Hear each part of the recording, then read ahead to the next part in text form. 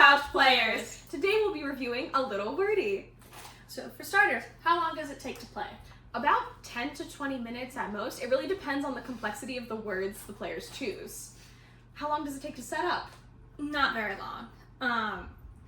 All you really got to do is deal out a couple cards and draw the letters, but so it's like less than 5 minutes, really. Is it easy to understand the rules? I would say so. Mm-hmm. I relatively recently played it for the first time, and it was very easy for me to pick up, so yes.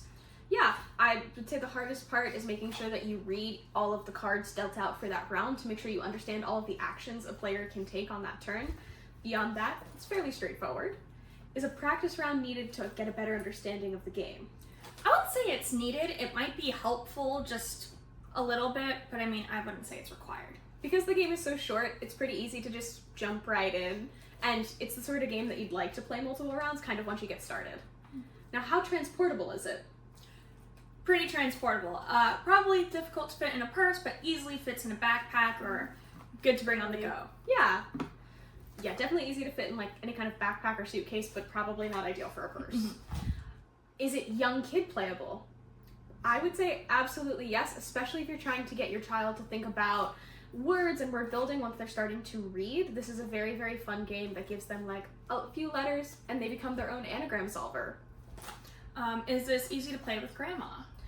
I have a lot of aunts who absolutely love bananagrams, and this would be right up their alley, so I would say absolutely yes. I know the font on the cards are relatively small, so I would say it's a little hard to see, but other than that, I would say it's relatively easy to play. So it really depends on the grandma, but this could be a very, very fun game, or not. Yeah. Number of people. This is a 2-player game, so unfortunately you can only have 2 people playing at a time. How much critical thinking is involved? I would say kind of a lot, because I mean you got to be able to think of a word, and you've got to find your letters and also come up with another word. Yes. There are actions that help you kind of get to it easier, but you still have to think about the words. Yes, you have to try to figure out both your own and the other players, which takes a good amount of thinking, especially when there's usually more than one possible word involved with each set of letters. Is this a good team game? In my experience, yes, but only for teams of 2, so that would take this 2-player game to a 4-player game. Beyond that, I don't think it would really work as a team game. Yeah. Do you need any outside supplies?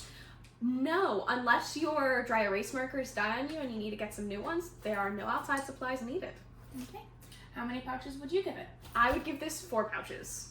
I absolutely love this game. It's one of my go-to 2-player games, especially for someone who loves word builders, anagram solving type of games. Yeah. I would give this 3. I'm not a huge word person. I'm not very great at coming up with words and solving words. So personally not my favorite, but it is still a great game. All right. So that is an average of 3.5 pouches. Thanks so much for tuning in, and We will sip you later.